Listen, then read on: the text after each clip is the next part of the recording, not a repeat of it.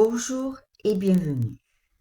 Aujourd'hui, je vais vous donner le top 5 pour acheter votre bien dans les meilleures conditions. Je vais tout vous expliquer. Je suis Corinne Morin de chez Propriété Privée, ici à Blaye, dans le 33. N'hésitez pas à me liker, à vous abonner, à écrire des commentaires, à télécharger mon guide sur l'estimation. Le lien se trouve dans ma description. Que vous achetiez votre bien principal ou simplement vous voulez investir, je vais tout vous expliquer. Vous allez être serein. Aujourd'hui, je vais commencer différemment. Je vais vous donner le conseil numéro 5 et descendre vers le numéro 1. Et restez jusqu'à la fin, car le conseil numéro 1 est primordial pour vous. Allez, on y va? Conseil numéro 5, clarifiez votre projet et votre budget. Avant de commencer de regarder les annonces, prenez un papier et un stylo et marquez ce dont vous avez besoin, ce dont vous voulez. Posez-vous de simples questions.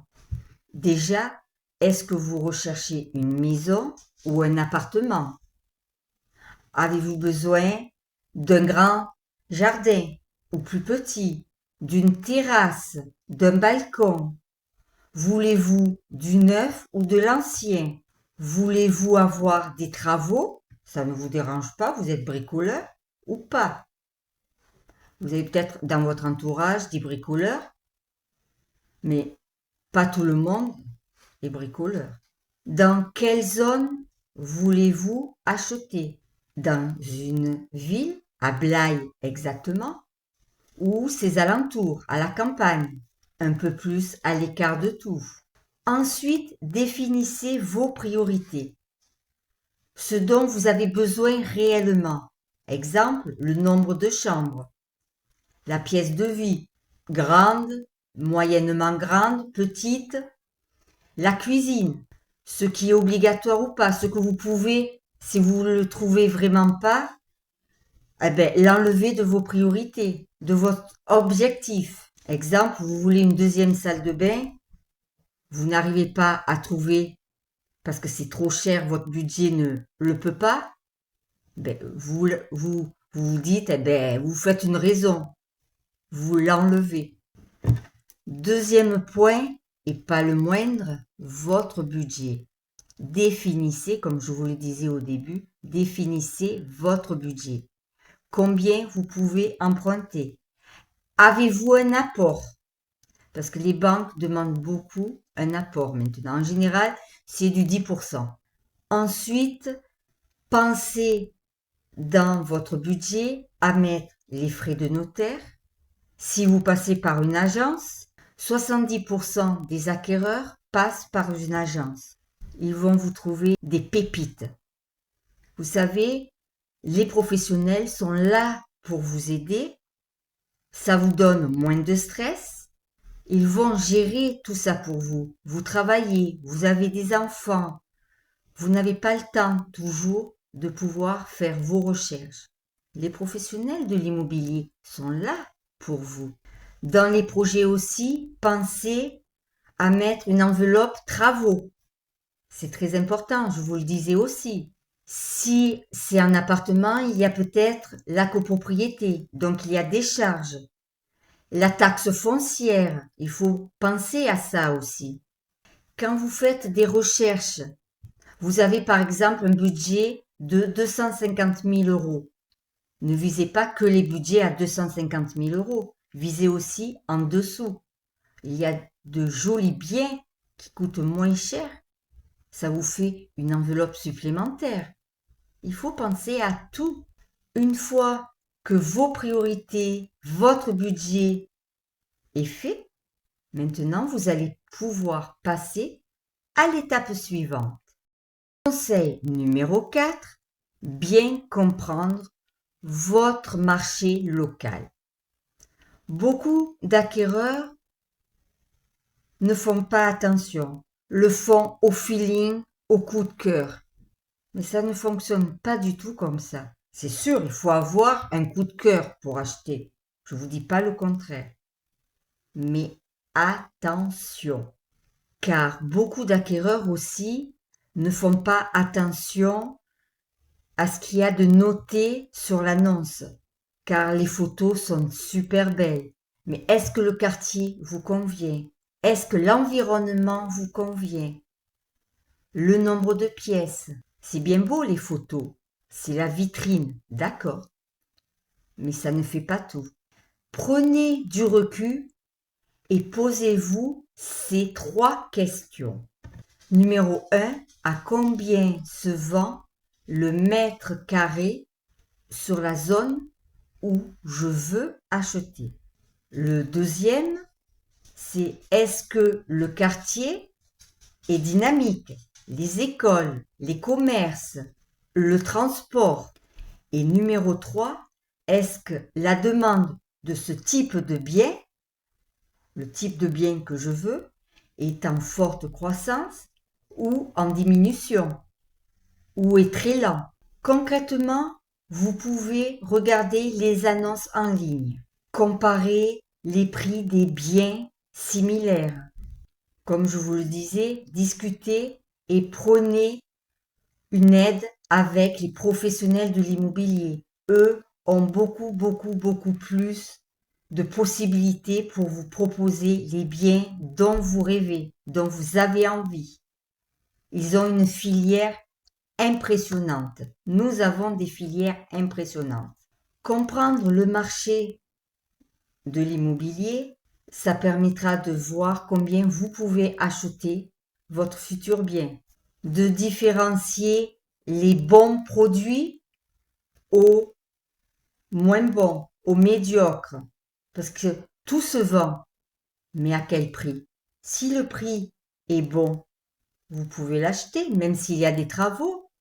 Ça vous permettra de pouvoir, avec un prix plus bas, de pouvoir faire les travaux avec ce qu'il vous reste. Je vous le disais déjà. Et ça vous permettra aussi d'être plus à l'aise pour une négociation s'il y a lieu. Maintenant que vous commencez à connaître, à avoir fait vos recherches, à connaître le marché local de votre secteur, on va pouvoir passer au conseil suivant. Conseil numéro 3, apprendre à connaître les bonnes opportunités. Une bonne opportunité, ce n'est pas parce que le prix est bas. Ce n'est pas ça. C'est déjà un bien qui a le prix le plus juste, qui correspond au bien. C'est très important. Exemple, un bien qui va coûter 500 000 €, mais c'est un 60 mètres carrés, un petit jardin, des travaux à réaliser, ça va être trop cher. Et ce bien d'ailleurs ne se vendra pas. J'exagère en disant 500 000 € pour... J'ai exagéré. Mais vous savez, moi j'en ai vu déjà des biens comme ça. C'est un bien qui a des qualités fortes aussi.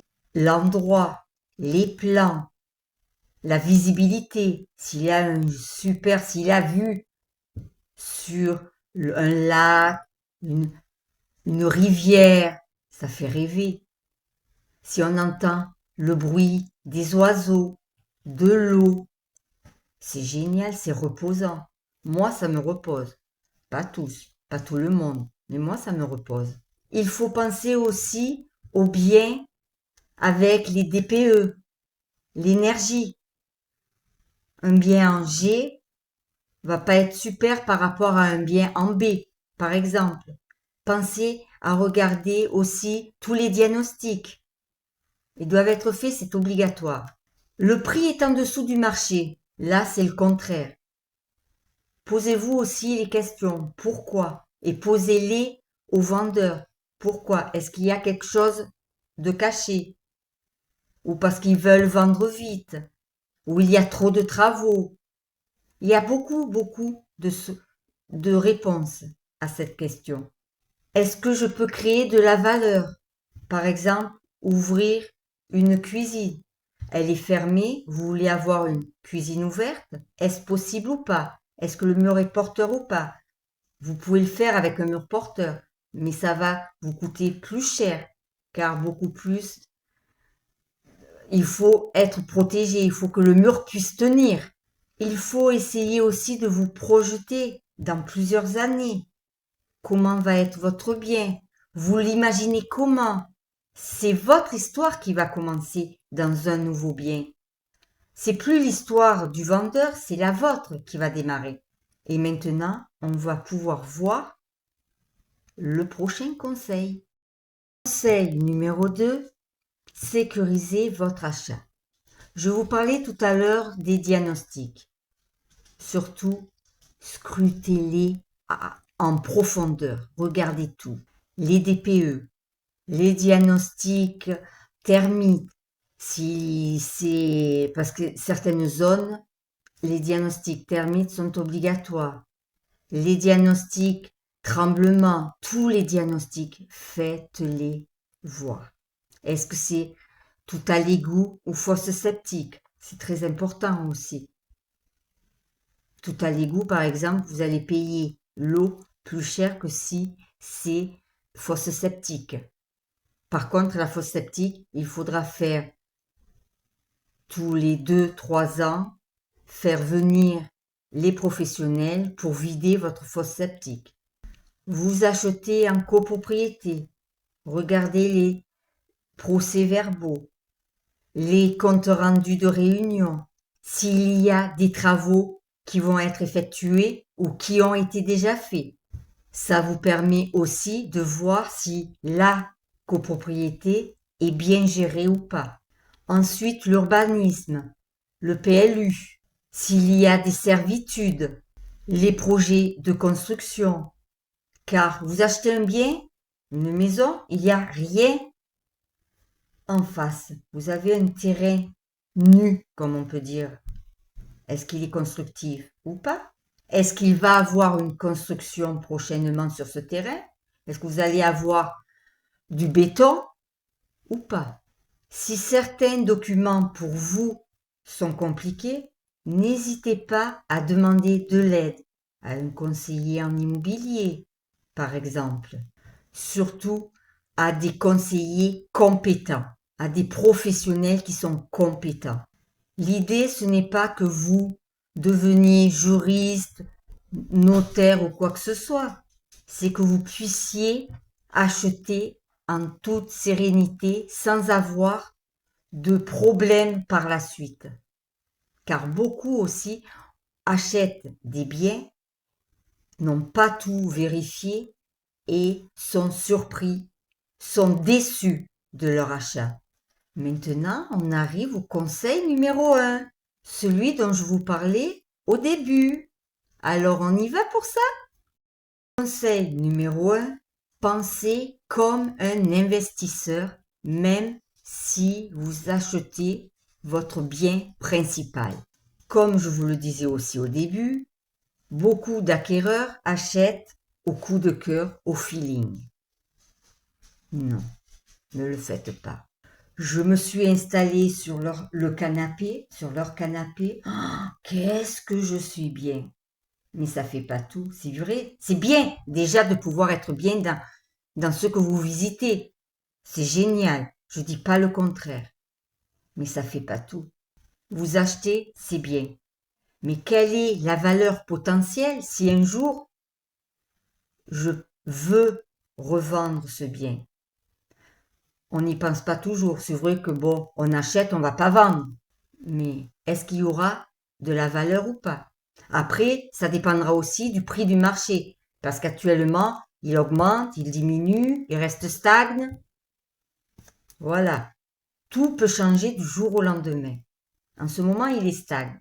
Mais bon, tout peut changer. Le quartier est-il recherché?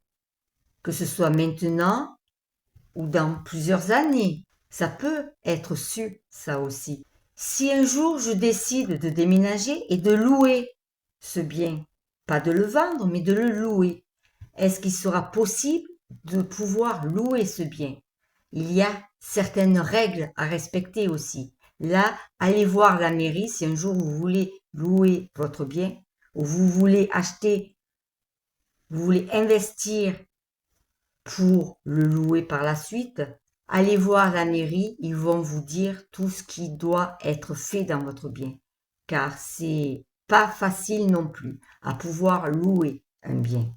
Je dois revendre ce bien dans 5, voire 10 ans. Quel serait l'acheteur idéal pour ce bien? Est-ce que ce serait une famille, une personne seule, une personne âgée, des jeunes? Pensez à tout. Vous allez me dire, oh, elle exagère quand même, on achète, on ne va pas vendre. Mais vous ne savez pas ce qu'est demain, ce qui est fait demain. Vous ne le savez pas. Et ensuite, pensez toujours à une petite manœuvre en plus sur votre budget. Je vous le disais, c'est très important. Que vous soyez pas prise à la gorge là. Il y a toujours des imprévus. Du moins, on va dire pas toujours, souvent des imprévus. Si vous pouvez plus payer parce que vous n'avez plus d'argent, vous allez faire comment? Donc pensez à ça aussi. Cette vision que je vous ai donnée est globale.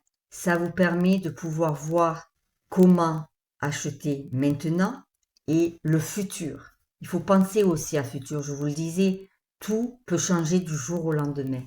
Et en plus, ça va vous permettre de faire un achat beaucoup plus solide.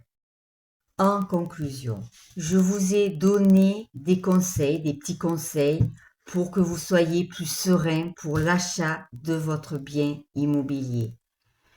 Vous avez des questions, vous voulez des conseils, de simples conseils, n'hésitez pas à me contacter. Même si vous voulez faire des recherches seul, des conseils, c'est gratuit. Rien ne vous oblige à quoi que ce soit. Alors n'hésitez pas, je suis là pour vous. Je vous dis à la semaine prochaine pour une nouvelle vidéo. Ciao, ciao!